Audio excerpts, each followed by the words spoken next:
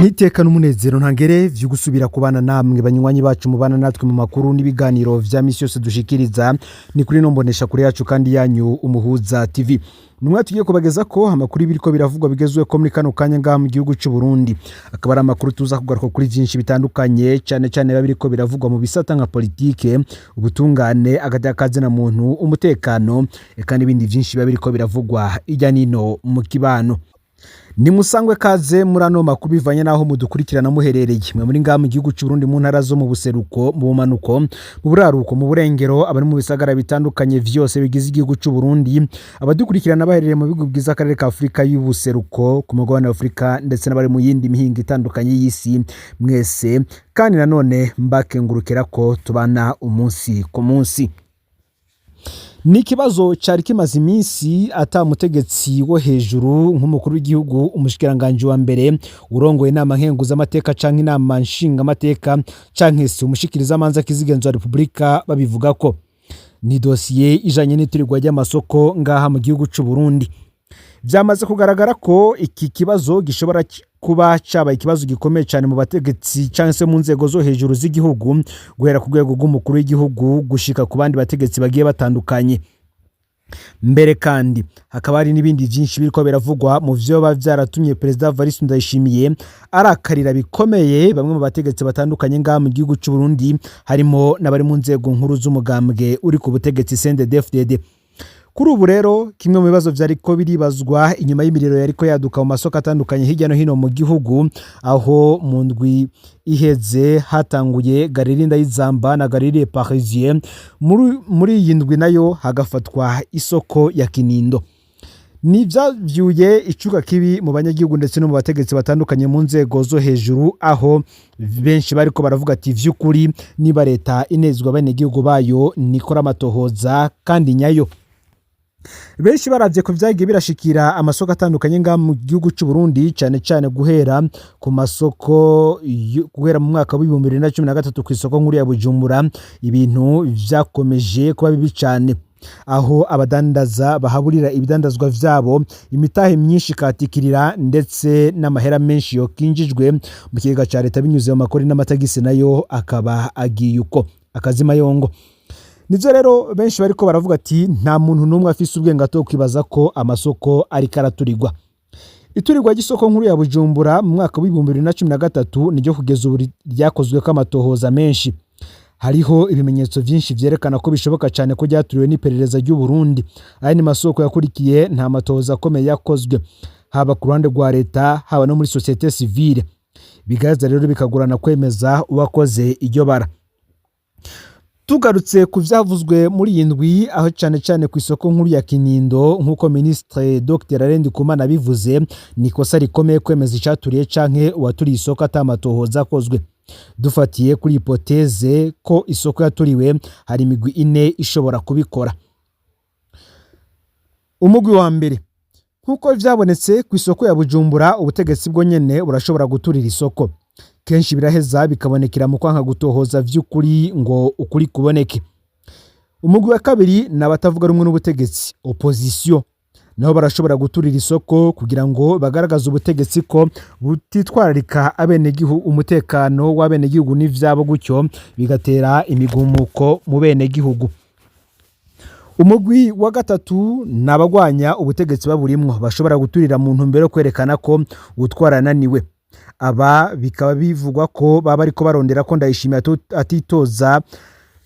atitoza mu kiringo cy'umwaka uza. Nibi ngibi navyo birashobora kwifashishwa cyane mu ntambara iri kiravugwa mu bihangange vyo mu mugambwe uri ku butegetsi CNDD-FDD, aho benshi ngo harimo imigwi itandukanye, umugwi w'abashigikiye President Evariste Ndayishimiye ndetse n'undi mugwi utamwerekwa na gato. Aba rero nabo barashobora kugwanya Evariste Ndayishimiye banyuze muri ibi bikorwa birimo nko guturira amasoko, kunyura mu rwego rw'umutekano ndetse no gutegura bimwe mu vyo shobora guhungabanya umutekano w'igihugu kugira ngo bagaragaze President Ndayishimiye ko ari we yananiwe gutwara. Umugwi wa kane rero ni inkozi z'ikibi zishobora guturira isoko kumvo zisangije, canke undakeneye ko ubutegetsi n'abatavuga rumwe nabwo bagwiza ivyo bagoma bagirizanya. Iki naco kirashoboka, ndetse hari na hamwe mu bihugu vyo ku mugabane wa Afrika vyagiye biragaragara cyane. hariho abantu bamwe baba bashaka guteza injyane mu mpande zibiri zitumvikana.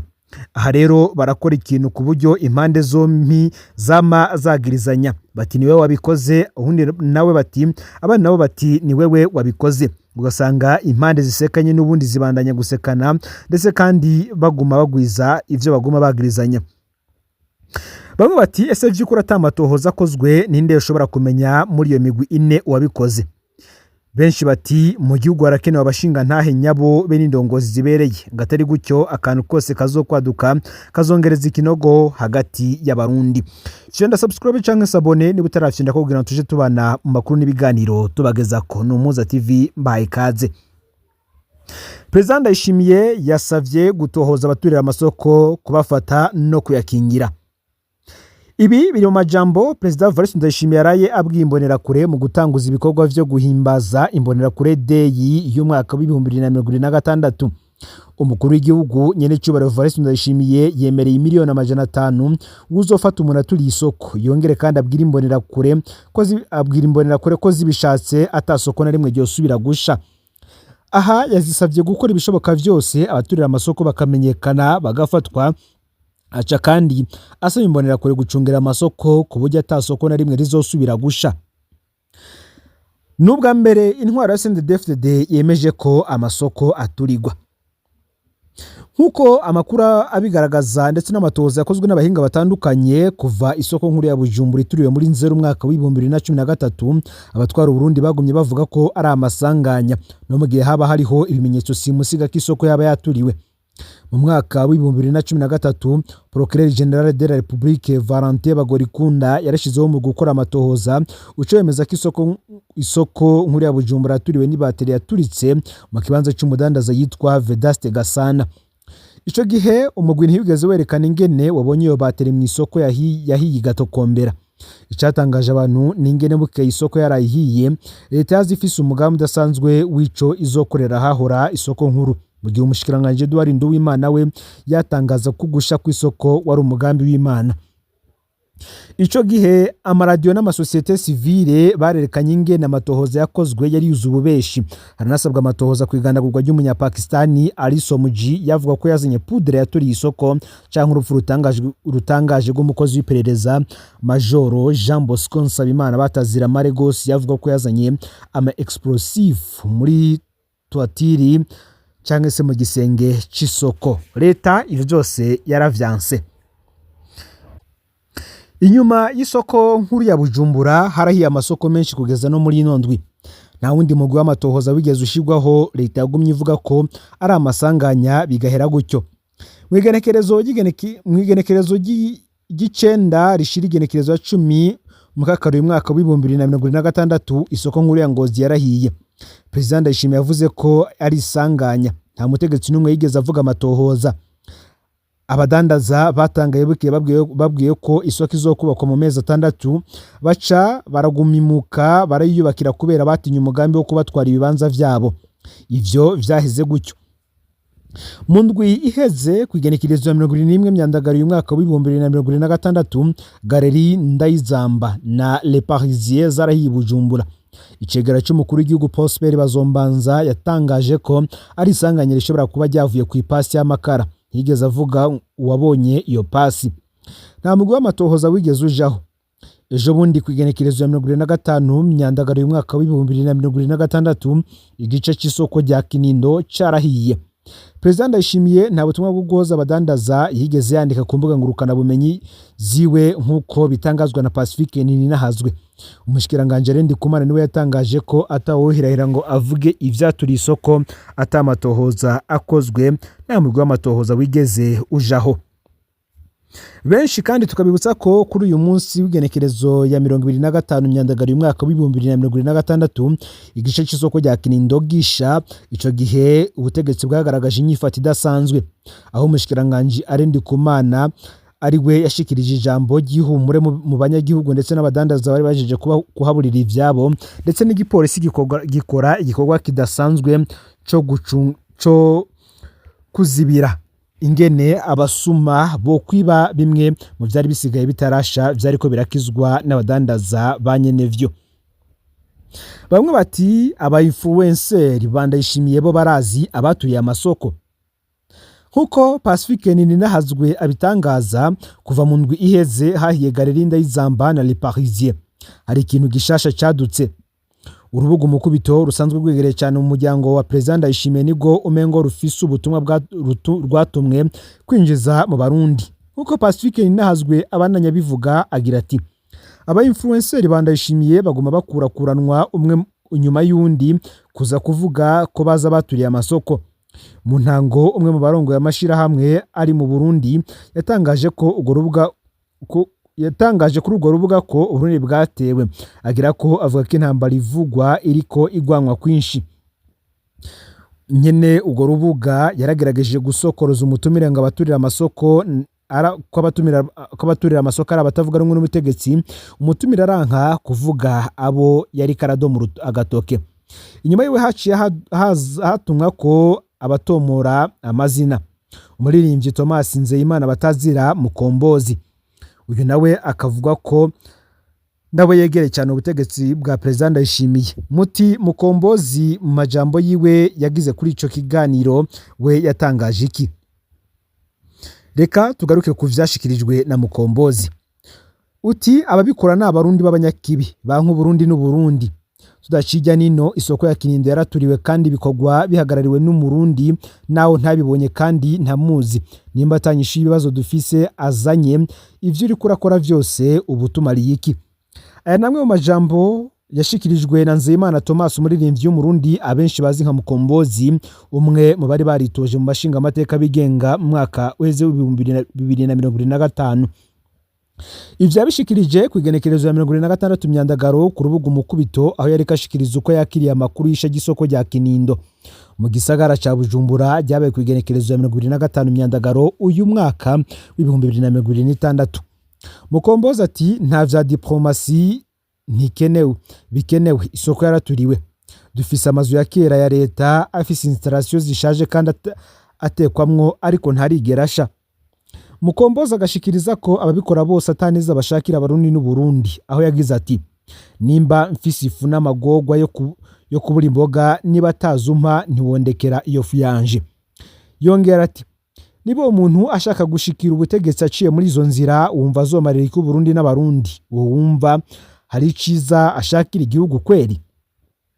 Nzeyimana Thomas yamenyekanye cyane mu ndirimbo z'umudiho wa rap, yibaza hanini gituma kibi nk'ico haba mu Burundi haba abarundi bakijamwo n'ivyo babashaka gushikako.